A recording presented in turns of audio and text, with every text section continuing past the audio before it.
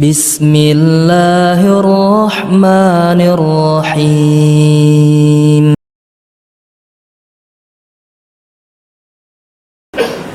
Jadi masalah timbul ahlul bidah, para orang yang menyimpang dalam bab ini, mereka berusaha sifat-sifat Allah dengan otak mereka, sehingga timbullah kaidah mereka tentang taqdimul aql ala naql, mendahulukan akal daripada naql, mendahulukan akal daripada dalil.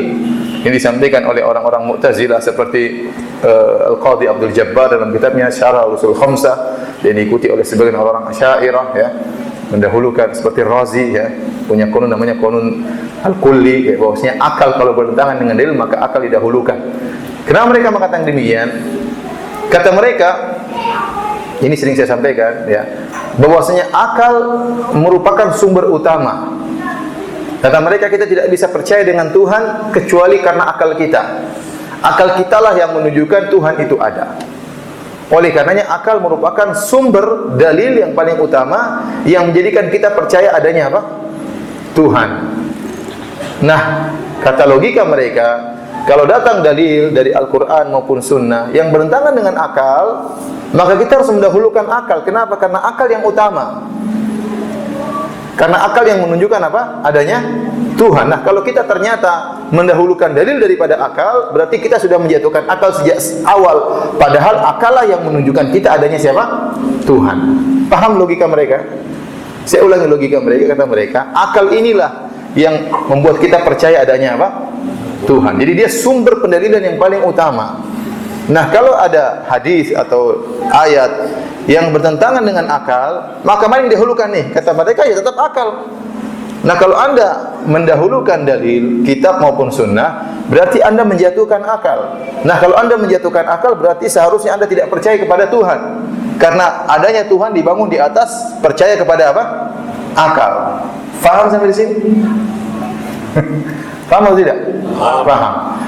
Ini adalah logika mereka. Dan disampaikan oleh orang-orang Mu'tazilah dalam buku-buku mereka, ya. Namun ini dibantah oleh para ulama, di antaranya dibantah oleh Syekh Islam Taimiyah, ya, dalam kitabnya Darut Ta'arudil Aql wan Naql, dibantah oleh Imam Ibnu Qayyim rahimahullah dalam kitabnya As-Sawa'iqul Mursalah, dari puluhan sisi membantah pernyataan demikian ini, yang dikenal dengan Al-Qanun Al-Kulli, yaitu kaidah universal yang intinya akal harus didahulukan daripada dalil, ya. Kita bantah dari beberapa sisi. Tidak usah sebutkan puluhan sisi Ibnu Qayyim, kepanjangan, ya. Kita sebutkan saja beberapa sisi bantahan. Yang pertama, para hadirin Allah Subhanahu wa taala, ya. Kita buat analogi, sebenarnya analogi yang disebut oleh para ulama Ibnu Qayyim, kemudian Ibnu Abil Ishaq Hanafi. Contohnya rahimahumullah. Contohnya kita ingin berobat. Saya ingin berobat. Kemudian saya bingung di mana tempat praktek dokter. Saya ingin tahu mana dokter.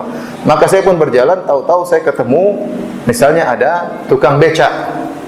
Saya tanya sama tukang becak, "Wahai Pak tukang becak, ya, mana dokter yang ahli?" Maka dia tunjukkan, "Tuh, itu dokter fulan, itu ahli. Saya mau berobat, itu berobat tempat situ." Maka berangkatlah saya menuju kepada dokter tersebut. Setelah saya pergi ke dokter tersebut, diperiksalah saya, kemudian dikasih resep. Ini resepnya obat, tolong beli di apotek. Kemudian saya setelah pulang dari tempat praktek dokter, saya lewat lagi tukang becak tadi. Tukang becak tanya, "Apa sih resep yang dikasihkan dokter?" Nih resepnya. Kata tukang becak, "Wah, ini keliru nih. Resepnya keliru." Saat itu, siapa yang Anda benarkan? Tukang becak atau Pak dokternya? Hah? Yang benar. Kalau Anda benarkan Pak dokter, tukang becak marah. Yang tunjukkan Pak dokter saya. Kok kamu nggak percaya sama saya? Paham? Yang tunjukkan Pak dokter itu dokter siapa? Tukang becak. Harusnya kamu percaya sama saya. Loh, kalau kamu tidak percaya sama saya, berarti harusnya kamu jangan percaya itu dokter. Karena yang menunjukkan dokter siapa? Saya. Ini logikanya orang-orang Mu'tazilah. Nah, kalau logikanya kita balik. Nah, kamu sudah tunjukkan itu dokter, berarti dokter itu si ahli. Ya, saya harus percaya kepada apa? Dokter, karena itu bidangnya. Kalau saya tidak percaya dokter, kemudian saya kembali kepada kamu, berarti sejak awal saya tidak percaya sama kamu. Paham? Kalau sekarang saya bilang, dokter salah loh, berarti sejak awal kamu salah nunjuk dong. Kalau kita tidak membenarkan dokter, sebenarnya kita tidak membenarkan siapa? Tukang becak yang menunjukkan dia dokter. Kalau kita sudah membenarkan tukang becak itu dokter, maka apa yang dokter bicarakan tentang obat, maka itu benar. Kapan kita tidak percaya kepada dokter? Pada asalnya kita sudah tidak percaya kepada tukang becak yang menunjukkan dia apa? Dokter. Paham? Ini logikanya. Jadi kamu akal yang telah menunjukkan itu adalah Tuhan, dan Tuhan tidak mungkin salah. Akal yang menunjukkan Tuhan telah mengutus Rasul, dan Rasul tidak mungkin salah, maksum karena utusan Tuhan. Maka kalau ada dalil dari Al-Quran maupun Sunnah, perkataan Rasul, maka kita harus benarkan itu. Meskipun bertentangan dengan akal kita, karena akal kita ini tidak kuat, tidak semuanya kita paham. Kapan kita tidak percaya kepada Al-Quran dan Sunnah, berarti asalnya kita sudah menyalahkan akal sejak awal. Berarti akal salah menunjukkan. Berarti itu bukan Tuhan dong, mungkin salah. Namanya bukan Tuhan kalau begitu. Itu bukan Rasul dong, mungkin salah. Namanya Rasul sama Tuhan nggak boleh apa? Nggak boleh salah ya. Karena Rasul maksum, Tuhan itu nggak mungkin apa? Salah. Itu akal menunjukkan demikian.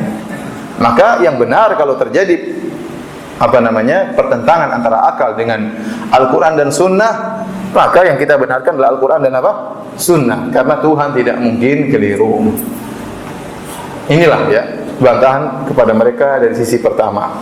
Justru kalau kita menyalahkan ayat dan sunnah, berarti kita tidak percaya sama akal. Itu yang menunjukkan itu adalah Tuhan dan Rasul. Tapi para hadirin dan hadirat yang dirahmati Allah, ini yang pertama. Yang kedua, ya, kita katakan, taruhlah saya setuju dengan Anda bahwasanya akal merupakan sumber untuk kita mengetahui tentang sifat-sifat Allah Subhanahu wa taala. Kalau kita sepakat akal yang menjadi patokan, pertanyaan berikutnya, akal siapa yang menjadi patokan? Akal siapa? Sementara kita tahu bahwasanya al-uqul mutafawitah, bahwasanya akal itu bertingkat-tingkat. Sehingga tatkala ahlul bidah yang mereka menjadikan akal sebagai sumber penetapan sifat-sifat Allah, mereka pun berselisih. Ada kelompok Jahmiyah, ada kelompok Mu'tazilah, ada kelompok Kullabiyah, ada kelompok Asy'ariyah. Asy'ariyah pun terbagi menjadi dua, Asy'ariyah mutaqaddimin, Asy'ariyah mutaakhirin, ada kelompok Maturidiyah.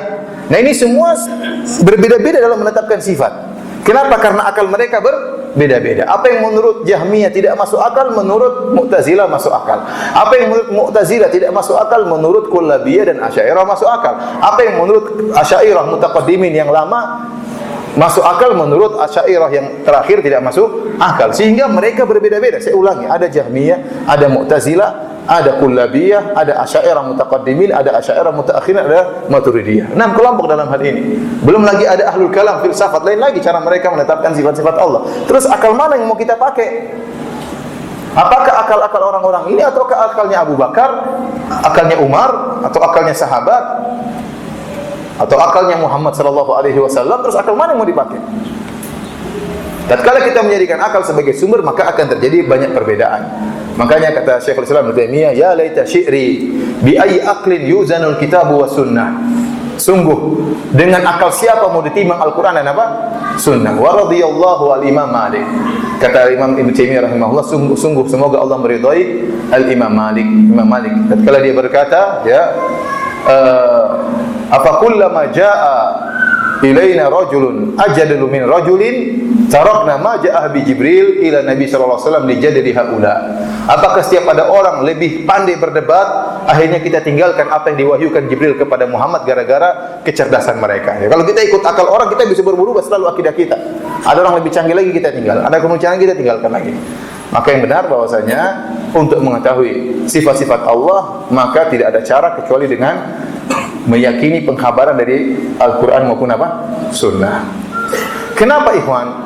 Karena akal ini, apa daya berpikir akal? Daya berpikir akal itu dibangun di atas analogi, di atas logika dan mengkiaskan. Dan analogi ini dibangun dengan apa yang pernah ditangkap oleh panca indera. Ya.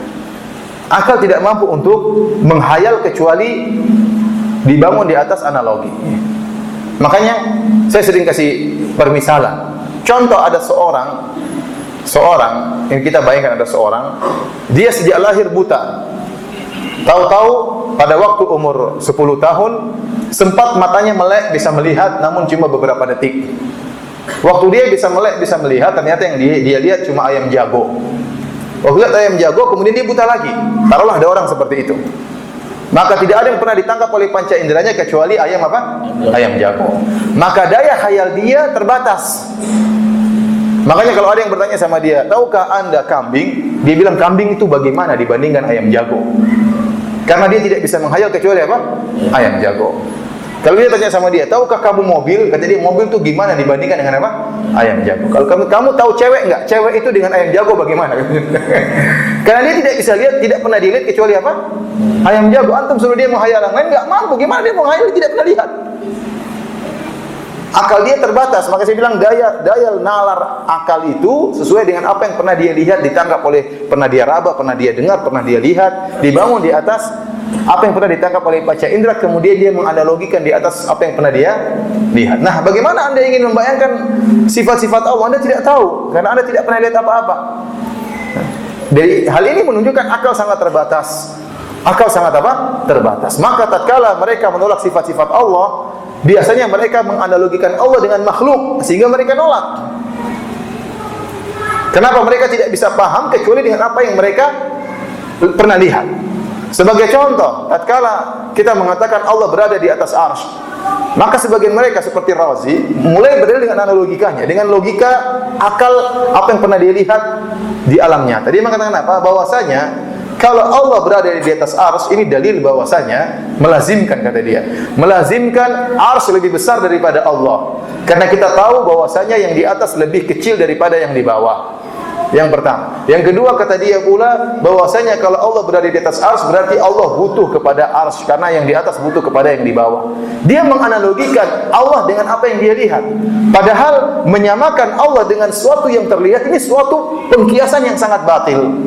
Kenapa kita menyamakan sesuatu yang gaib dengan yang kita lihat? Bagaimana? Anda kalau mau mengkiaskan sesuatu yang mirip-mirip. Bagaimana Anda mengkiaskan Allah dengan makhluk? Kata dia, kalau yang berada di atas pasti butuh kepada yang di bawah, kalau yang berada di atas pasti lebih kecil daripada yang di bawah. Kalau gitu kita nggak percaya Allah di atas arsy. Kita bilang, itu logika Anda pun keliru. Di atas alam semesta ini ada yang tidak demikian. Contohnya antara langit dengan bumi. Langit dengan bumi, mana yang di atas? Langit atau bumi? Langit. Langit lebih di atas daripada bumi. Mana yang lebih besar? Langit atau bumi?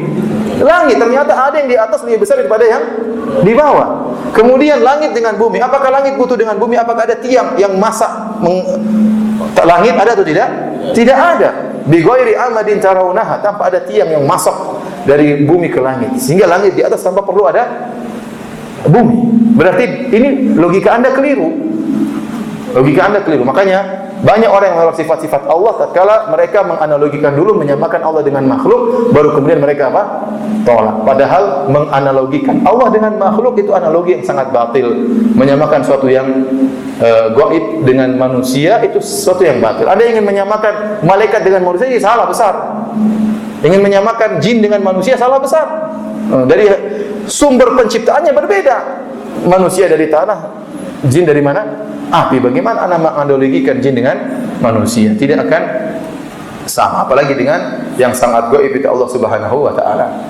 Jadi maksud saya, kaidah yang pertama dalam masalah sifat-sifat Allah, maka akidah Ahlussunnah meyakini sifat-sifat Allah tauqifiyah. Apa artinya tauqifiyah? Yaitu kita tidak bisa memahami kecuali dengan lewat jalur apa? Al-Qur'an maupun apa? Sunnah. Melalui jalur Al-Quran dan Sunnah. Adapun hanya melalui akal ini, maka ini merupakan kekeliruan.